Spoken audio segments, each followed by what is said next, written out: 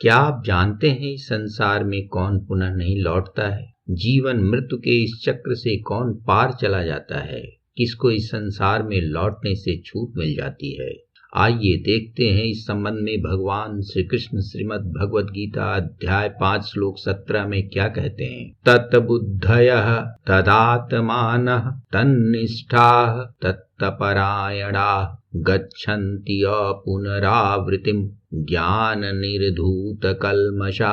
अर्थ है, जिसकी बुद्धि तद्रूप हो रही है, जिनका मन तद्रूप हो रहा है, जिनकी निष्ठा तद्रूप है और जो तद्रूप परायण हैं, वे ज्ञान द्वारा पाप रहित होकर अपुनरावृत्ति अर्थात मोक्ष को प्राप्त होते हैं। भगवान यहाँ 4 महत्वपूर्ण अवस्थाओं का वर्णन करते हैं जो किसी साधक को मोक्ष की ओर ले जाती है। तत्बुद्धय, इसका अर्थ है अपनी बुद्धि को परमात्मा के निश्चय में स्थिर कर लेना। जब बुद्धि यह मान लेती है कि यह संसार नश्वर है और केवल परमात्मा ही शाश्वत सत्य है, तो बुद्धि तद्रूप हो जाती है। तदात्मानः, मन का तद्रूप होना। जब साधक का मन चित्त निरंतर उसी परमात्म तत्व का चिंतन करता रहता है, तो उसका अंतःकरण और व्यक्ति का अस्तित्व, उसकी पहचान ईश्वर के साथ एक रूप हो जाती है।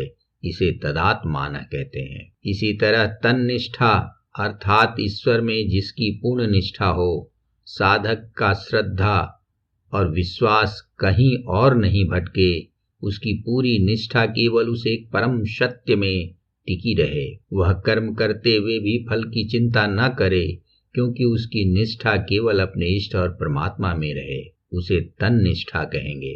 इसी तरह तत्परायणा, जो अपनी परम गति भगवान को ही मानता हो, वह उसी के परम आश्रय में रहता हो, उसे तत्परायण कहते हैं। क्योंकि उस व्यक्ति के द्वारा परमात्मा को ही अपना अंतिम लक्ष्य मान लिया जाता है। वह संसार के किसी भी वस्तु, व्यक्ति या स्थिति पर निर्भर नहीं रहता।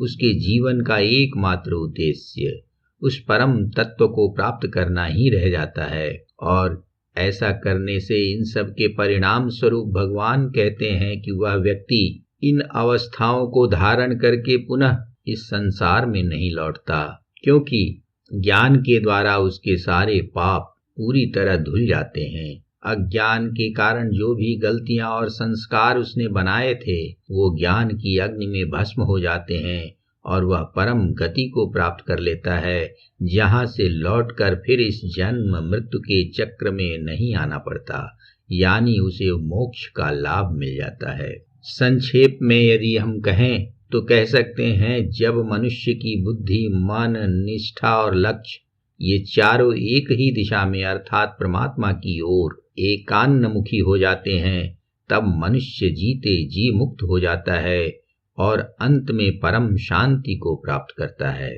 जय श्री कृष्ण।